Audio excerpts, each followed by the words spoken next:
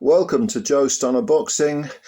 I want to talk a bit about George Kambosos because I think it's become increasingly difficult to argue against the notion that he is a one-hit wonder or his career will be defined as one great hit and then that's your lot. But I don't want you to think, I'll say this from the off, that this is an anti-George Kambosos video. Quite the contrary. I'm not here to bury him.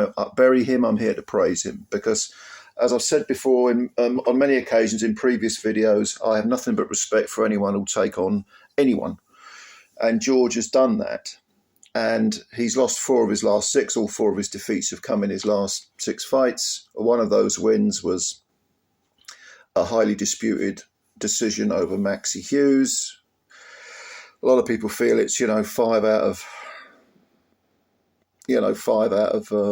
6 rather than 4 out of 6. And I just feel for the guy because this is my type of fighter. This is a guy who essentially was a road warrior to start with. So his 2 biggest wins prior to the Teofimo Lopez, seismic victory that he had were over Mickey Bay in America and Lee Selby in the UK. Now, Selby, of course, a former long-time featherweight champ, jumped up a couple of weights and George won a split decision over him. That's what got him the Teofimo Lopez fight. Prior to that, Mickey Bay, another split decision in America.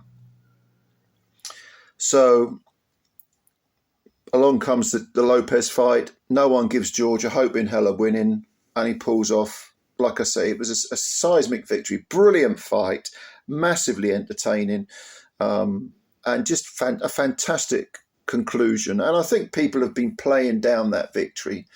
Well, Lopez, underrated him. Lopez was injured. Lopez was this. Lopez was that. I don't think any of that matters. Because if you get in that ring, you cannot start whining about, I should have, he should have, it's not a real victory. He should have done X, Y, Z. It's all bullshit as far as I'm concerned, right? You get in that ring and it's up to you to perform to the best of your ability. If you're not well, if you're injured or whatever, don't get in the damn ring. So I think that people who have sort of slated George are doing so really rather unfairly, and it does annoy me when that happens, when not just in this case but in many cases.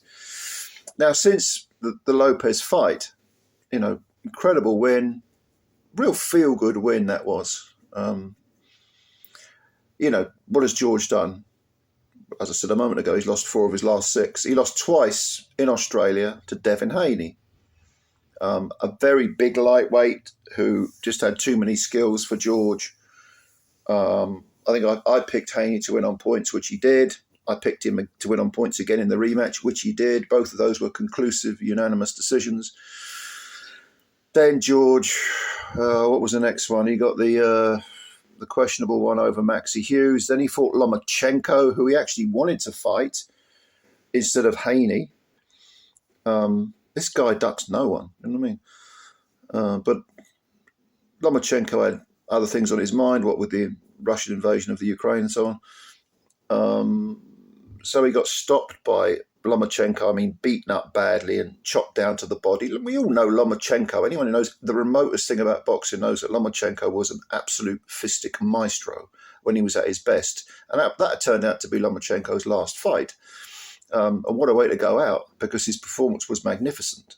And he became the first man to stop Cambosus. Cambosus came back with a win over fellow Australian, Mr. Wiley, who I hadn't really heard of him. I don't think I'd ever seen him previously to that fight.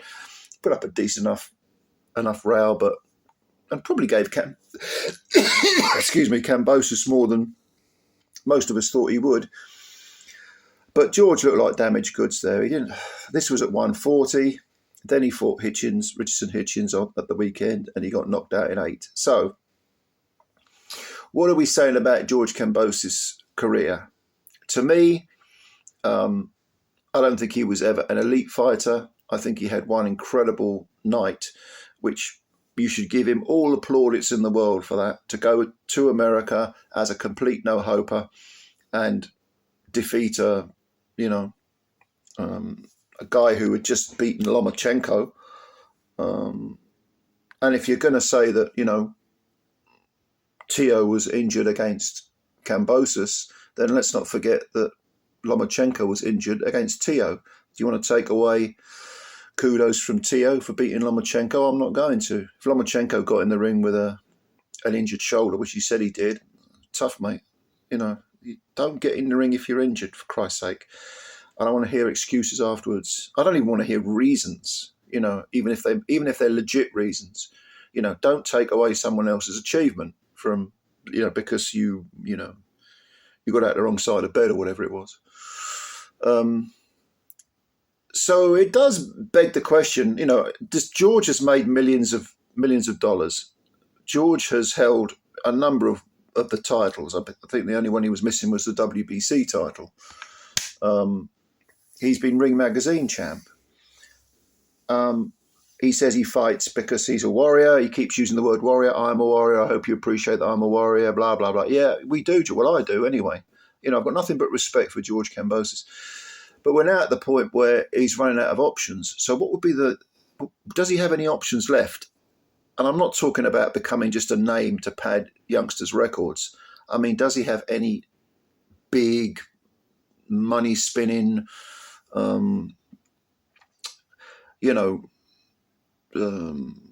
opportunities to sort of gate crash that top level again? Well, there seems to be one obvious choice, one obvious example, and that is a fight with Liam Paro, 140, his fellow Australian. Because both these guys, even though George is considered damaged goods now, he's still a name in Australia. Parro lost to Richardson Hitchens too. He lost on points. It was, I think, Hitchens beat him not easily, but it was a very fair decision. But Parro does have that excellent win over Subriel Mateus, who is a real killer. I mean, a real terrific fighter. Parro, that was one of the performances of the year when Parro beat Mateus. I think people overlooked that, just how skillful a performance that was. Sitting in the pocket, giving him little angles, keeping Subriel Mateus slightly off balance, not letting him load up, smothering the work when he needed to. It really was a masterful performance by Parro. And because he lost to Hitchens in his next fight, and Hitchens is an extremely good fighter, people overlook Parro's victory over Mateus. It was really, really good. Just as Cambosus' victory over Lopez, Teofimo Lopez, was really, really good.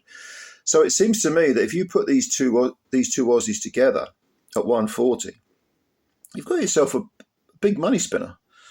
And the winner can then move on. Now, at this stage of their careers, I would say Parro would be the one who would win that fight.